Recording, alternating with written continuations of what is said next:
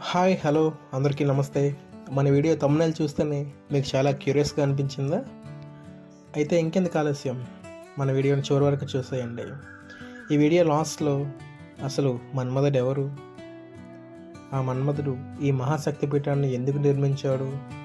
అలాగే ఈ సంవత్సరం ఈ జాతర, ఈ మేళ ఏ ఏ డేట్లలో జరగబోతుంది అన్న విషయాన్ని చెప్తాను.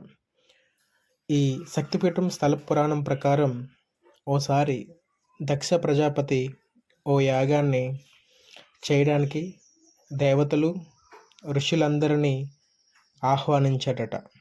కానీ తన స్వయాన అల్లుడైనటువంటి పరమశివుణ్ణి, కుమార్తె సతీదేవిని ఆహ్వానించలేదట.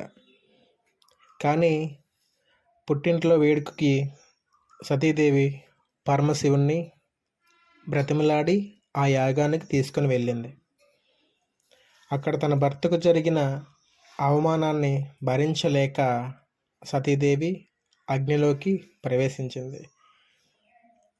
ఆ బాధాకరమైన సన్నివేశాన్ని కళ్ళారా చూసిన శివుడు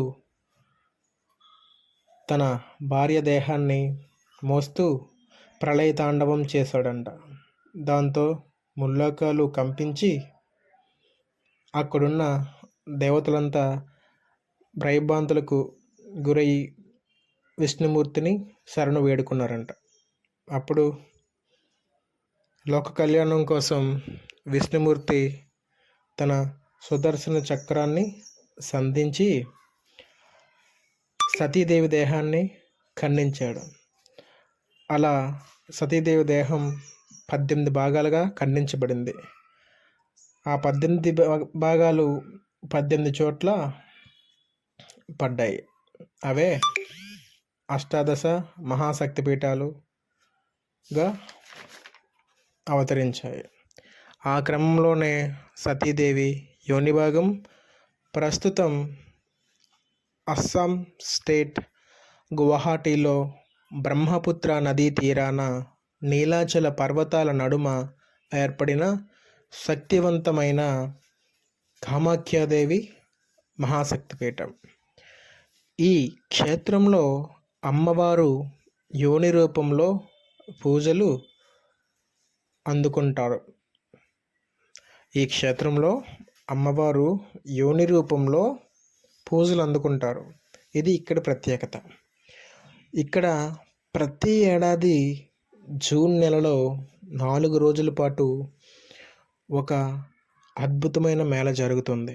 అదే అంబుబాచి మేళ. ఇది ఇక్కడ చాలా ప్రత్యేకంగా జరిగే ఒక మేళ. అంబు అంటే నీరు, బాచి అంటే పారడం అని అర్థం. అంటే నీరు పారడం అనే అర్థం అన్నమాట. ఇక్కడ అమ్మవారికి సాధారణ మహిళల వలె నెలసరి పీరియడ్స్ వస్తుందని విశ్వాసం.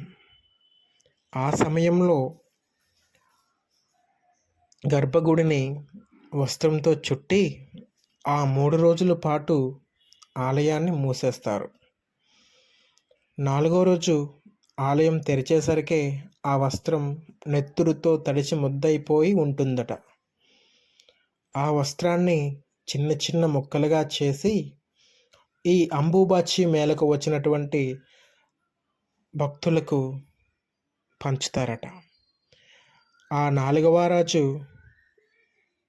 కామాఖ్యాదేవిని దర్శనం చేసుకుని వారికి కోరికలు నెరవేరి సకల శుభాలు కలుగుతాయని నమ్మకం. అందుకే ఈ అంబుబాచి మేళాకు ప్రతి ఏడాది కూడా 20 నుంచి 30 లక్షల పాటు ప్రపంచవ్యాప్తంగా భక్తులు పాల్గొంటారు. ఇంకొక ఆసక్తికరమైన విషయం ఏంటంటే, ఆ 3 రోజులు పాటు పక్కనున్న బ్రహ్మపుత్ర నది కూడా ఎరుపు రంగులోకి మారి ప్రవహిస్తుంది. ఎంత ఆశ్చర్యం కదూ! ఈ ఆలయం శాక్త తాంత్రిక సాంప్రదాయాలకు కూడా ప్రధాన కేంద్రంగా భావిస్తారు. అందుకే ఈ అంబుబాచి మేళకు పెద్ద ఎత్తున సాధువులు కూడా వస్తారు. ఈ ఆలయం స్త్రీ శక్తికి, మాతృత్వానికి ప్రతీక. కామాఖ్యాదేవిని కామేశ్వరీదేవి కూడా అని పిలుస్తారు.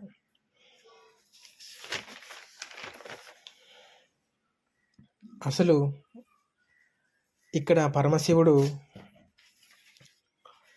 పరమేశ్వరుడుగా, కామేశ్వరుడుగా, సిద్ధేశ్వరుడుగా, అమరతోకేశ్వరుడుగా, కోటి లింగేశ్వరుడుగా, అఘోరుడుగా ఇలా అన్ని రూపాల్లో పూజలు అందుకుంటాడు అనమాట. మీకు చెప్తాను లాస్ట్లో మన్మధుడు ఎవరంటే, కాళికా పురాణం ప్రకారం మన్మధుడు శివుడు శాపానికి గురవుతాడు. దానికి రతీదేవి వెలిపించడంతో అది చూసి శివుడు శాపాన్ని ఉపసంహరించుకుంటాడు.